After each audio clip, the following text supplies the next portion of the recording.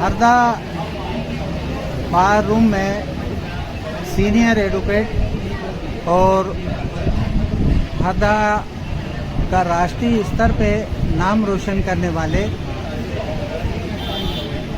वरिष्ठ स्वतंत्रता संग्राम सेनानी परिवार से हैं एडवोकेट सुदीप मिश्रा। हम उनसे जानना चाहेंगे कि हरदा को हृदय नगर क्यों कहा जाता है। बिल्कुल ठीक। ये मैं भी जब से यहाँ पर रह रहा हूँ बचपन से मुझे ये सुनने को मिला है और इसके पीछे यही कारण है एकमात्र कि पूज्य महात्मा गांधी 1935 में जब हरदा आए तो उन्होंने यहाँ के प्रमुख घंटाघर चौक पर एक सभा ली थी। उस सभा में उन्होंने यह बोला था, यह घोषणा की थी जैसे कि यह भारत की हृदय में स्थित है, पूरे भारत में। तो ये हरदा नगरी में आया हूँ मैं और जोरदार तालियां बजी जैसा मैंने सुना है अपने बाबा से, अपने पापा से। और ये हरदा नगरी उन्होंने ही घोषित किया, तभी से यहाँ के लोग हरदा को हृदय नगरी के नाम से ही जानते हैं। और हरदा तो हरदा है ही और शांति प्रिय है।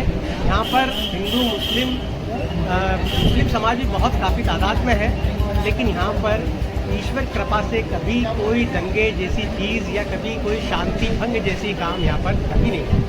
ये 50 साल मेरी उम्र हो गई है आज तक। हाँ, सरकार ने जरूर 144 कई समय पर लगाई, एक एहतियात के तौर पर, एक ऊपर से आदेश था इसलिए, परंतु यहाँ पर आज तक मुस्लिम भाइयों और हिंदू भाइयों में हमेशा भाई का चारा रहा है और एक साथ रहे हैं और कभी कोई यहाँ पर इस तरीके की शांति भंग करने की घटना कभी नहीं हुई। यह मैं बिल्कुल अधिकार से और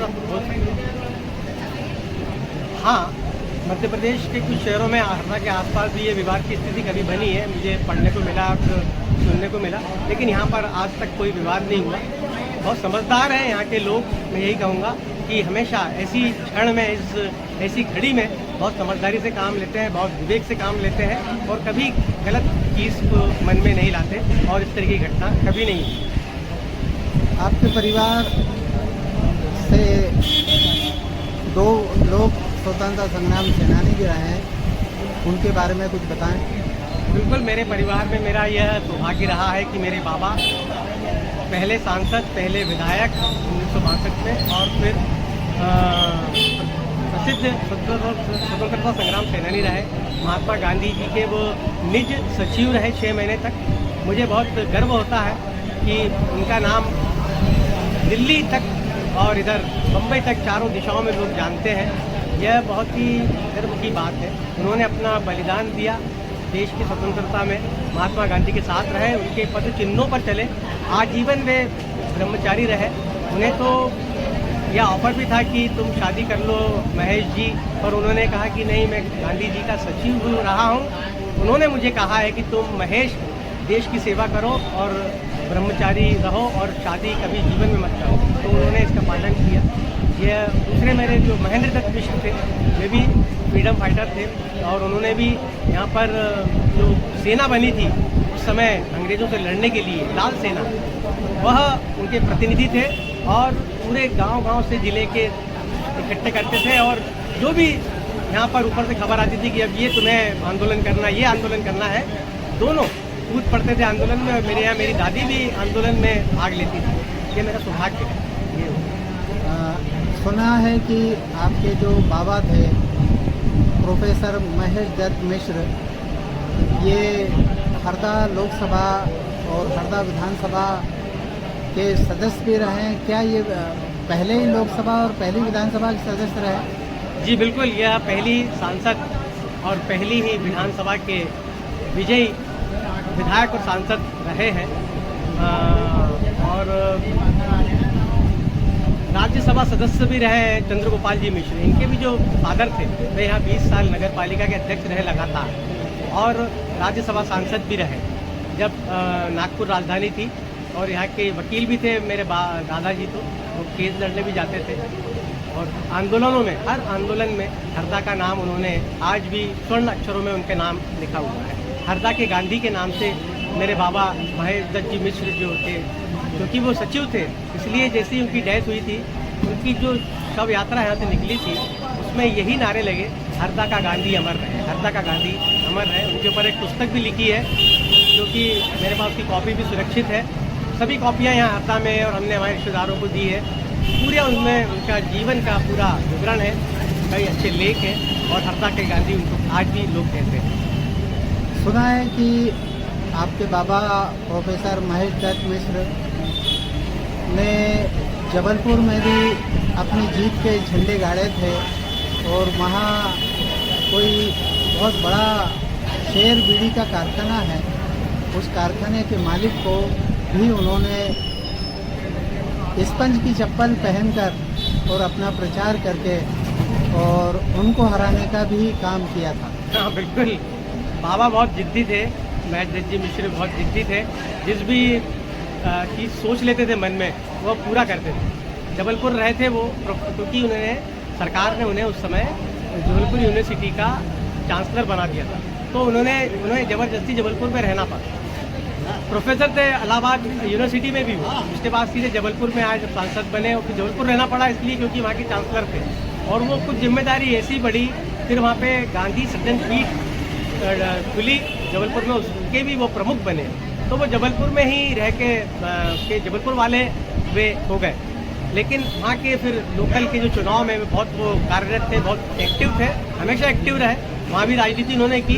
जो प्रमुख वहाँ पे हरगोविंद दास बीड़ी वाले हैं, उनके सामने उनको खुला चैलेंज दिया था कि तुम्हें हराएंगे और उन्हें फिर हराया। उनके सामने खड़े जो कैंडिडेट था उसका खुलेआम उन्होंने प्रचार किया था। जबलपुर में आज भी वह बात की जाती है महेश दत्त जी मिश्र। जैसा कि बीड़ी का कारखाना एक ऐसा संस्थान होता है कि जिस शहर में बीड़ी का कारखाना होता है उस शहर में सैकड़ों नहीं हज़ारों लोग बीड़ी बनाने का काम करते हैं और वो सीधे सीधे वो कारखानेदार से संपर्क में रहते हैं। और शेर बीड़ी के कारखाने के संबंध में हमने सुना है कि आधे से ज़्यादा जबलपुर शहर में वो सेठ हरगोविंद दास जो थे शेर बीड़ी के कारखाने के मालिक, उनकी बीड़ियाँ आधे से ज़्यादा जबलपुर शहर बनाता था। उसके बाद में भी एक अनजान व्यक्ति जो हरदा से जबलपुर शिफ्ट हुआ है उसने इतने बड़े सेट को हरा दिया। क्या कॉन्सेप्ट है, क्या सोच है? बिल्कुल यही आप बहुत अच्छा बात कही आपने। इसमें यही कहना चाहूँगा कि उनमें एक ऐसी एनर्जी थी, उनमें एक ऐसा चुंबक था, ऐसा एक मैग्नेट था उनके बॉडी में कि मैं ये भी बताना चाहूँगा यहाँ की जब उनकी डेथ हुई, उनकी बॉडी तीसरे दिन अग्नि के हवाले जब की गई, तो मैंने जब उनकी बॉडी को मैं टच करता था उस दौरान पूरी बॉडी आखिरी तक उनकी पूरी नरम थी। जैसे आपने देखा होगा बॉडी कड़क हो जाती है, तो बॉडी उनकी नरम थी। एक उनमें एक एनर्जी थी, ऐसी ऊर्जा थी, जो उनकी बातें सुनता था, जो उनके पास बैठता था, जो उनसे जुड़ता था, वो उनका ही होके रह जाता था। यह हो सकता है यही एक उनके अंदर जो है मैग्नेट हो, जिसके कारण वहाँ पर जब वो घूमे होंगे जबलपुर शहर में तो लोग अपने आप उनसे जुड़ते गए और कारवां बनता गया। ये एक कारण है जो ईश्वर शक्ति थी, बिल्कुल डायरेक्ट। ये आपने सुना और देखा भी कि हरदा के गांधी कैसे थे, क्या चाल चरित्र था, क्या ऊर्जा थी, क्या मोटिवेशन था उनमें कि हरदा से निकलकर राष्ट्रपिता महात्मा गांधी के निज सचिव तक वो पहुँचे और महात्मा गांधी ने उनको बराबरी का दर्जा देकर और यहाँ तक पहुँचाया। चर्चा कर रहे थे एडवोकेट सुदीप मिश्रा से, जो प्रोफेसर महेश दत्त मिश्र के पोते हैं और स्वतंत्रता संग्राम सेनानी परिवार से हैं। इनके दादा के भी पिताजी जो थे चंद्र गोपाल मिश्रा जी, उनका भी वकालत के क्षेत्र में एक नाम था, एक सम्मान था, एक आदर था। वही पूरी बात हम यहाँ पर हमने की है और आगे भी ऐसी ही चर्चाएँ, परिचर्चाएँ चलती रहेंगी।